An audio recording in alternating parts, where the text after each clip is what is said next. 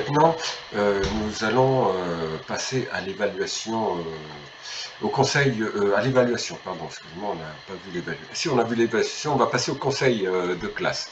Alors le conseil de classe, là, il passe directement à l'année suivante, ce qui n'est pas bien, donc il faut cliquer sur le premier onglet, génération du bulletin. Donc comme on a vu, on a fait l'évaluation des élèves en fonction d'une date, et donc les dates correspondent au trimestre. Donc si on a travaillé pour le troisième trimestre, on sélectionne le troisième trimestre et la classe est une des classes pour lesquelles des notes ont été saisies. Bien sûr, il faut faire attention à ce que toutes les notes ont été saisies pour pouvoir éditer le bulletin trimestriel. En cliquant sur générer le bulletin, et bien ma foi, on va générer tous les bulletins de la classe concernée, et une ligne va s'afficher ici, bien sûr, qui va indiquer qu'on a bien généré les bulletins. Comme ici, on a généré les bulletins du troisième trimestre pour la 6e A. On ne va pas cliquer sur le bouton voir, on va passer à l'onglet appréciation, qui permet de mettre l'appréciation en bas du bulletin pour le proviseur et pour le professeur. Étant donné que je me suis connecté en tant qu'administrateur, l'appréciation, c'est l'appréciation générale du proviseur. Donc pour cela, je sélectionne le trimestre concerné, important, et ensuite les élèves un par un. Donc j'ai un récapitulatif des notes pour cet élève.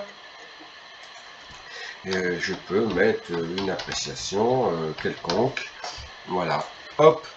Et ça, c'est l'appréciation qui ira à droite du bulletin en pied de page visa du proviseur. Pour que le professeur puisse donner son appréciation, il faut qu'il se connecte lui-même à l'application, comme on va le voir tout à l'heure. Une fois qu'on a fait générer tous les bulletins, qu'on a créé les appréciations, on peut imprimer les bulletins. Donc on choisit le trimestre, la classe, et on fait l'impression. Alors c'est classe par classe. Hein. Ensuite, une fois que c'est imprimé, bien sûr, on voit la liste des bulletins imprimés. Ici 6e A, c'est déjà fait, c'est moi qui l'ai fait, et je vais voir. Là, je vois la liste des bulletins créés, on peut faire tout imprimer. C'est-à-dire, ça édite tous les bulletins de la classe, ou ouvrir un par un. Pardon.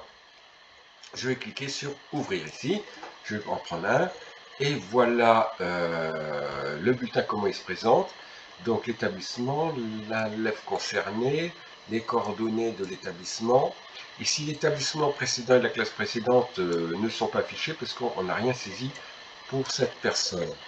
On a la moyenne de l'élève, de la classe, sa note maxi, enfin la note maxi de la classe, la note mini de la classe. Le visa du proviseur, c'est-à-dire les commentaires qu'on a vu précédemment qui s'affichent ici. Alors pour elle, il n'y en a pas, mais je me demande si j'en ai pas mis un fictif pour lui par exemple. Voilà, j'ai mis le conseil de classe a émis un commentaire. Et là, a une petite truc qu'il faut que je corrige.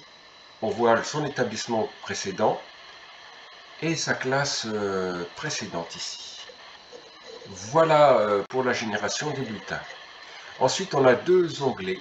Alors, ces deux onglets s'effectuent au 4e trimestre, au dernier trimestre, en fin d'année, au moment où on va faire le basculement d'année scolaire.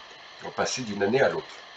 L'affectation, ici, c'est après le dernier conseil de classe, c'est pour indiquer si, par exemple, John Duff, il passe, soit il redouble, il était en 6e A, il peut redoubler en 6e A, dans ce cas-là, je coche 6e A, soit il va en 5e, soit il quitte l'établissement, il s'en va. Il faut faire ça pour chacun des élèves, ce qui va permettre ensuite au logiciel de faire la bascule. Là, il ne faut pas le faire parce que sinon on ne pourra pas travailler sinon.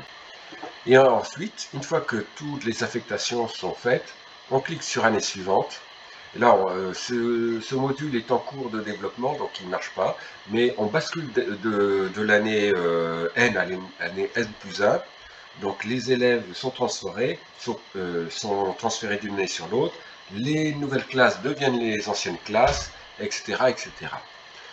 Voilà grosso modo comment fonctionne l'application. Donc ça sera tout pour aujourd'hui. Sauf que maintenant je vais montrer comment la différence avec les professeurs. Hein. Si je vais me déconnecter, je m'étais connecté en tant que superviseur, en mettant admin ici. Et maintenant je vais me connecter en tant que professeur, parce qu'il y a un professeur qui est créé, qui porte ce nom, et je vais me connecter. Voilà. Donc ici, DG, c'est bizarre, prof matière. Bon là, par rapport à tout à l'heure, on voyait tous les professeurs ici, je n'ai que moi, enfin que le professeur qui s'est connecté en mathématiques. C'est tout ce que je peux faire ici. Et ensuite, je peux évaluer, mais il n'y a que moi qui apparaît ici.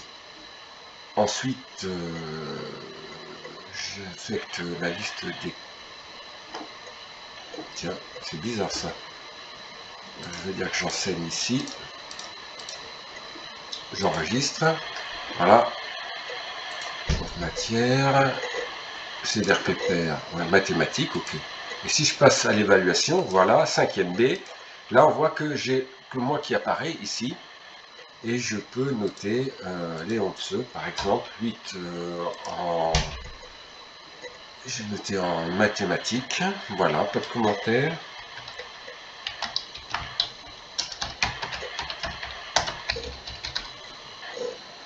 Voilà, pouf, et il est noté. Voilà. Et c'est tout ce que je peux faire. On voit que ici, je n'ai pas l'onglet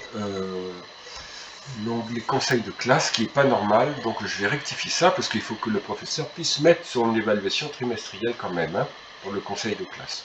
Enfin, après, je ne sais pas si il faut qu'il y ait accès. C'est à toi de me le dire, Pierre, s'il doit avoir accès à ce menu ou pas. Voilà, enfin, grosso modo, voilà comment ça fonctionne. Si tu as des modifications, des réclamations, des remarques, merci de me le dire.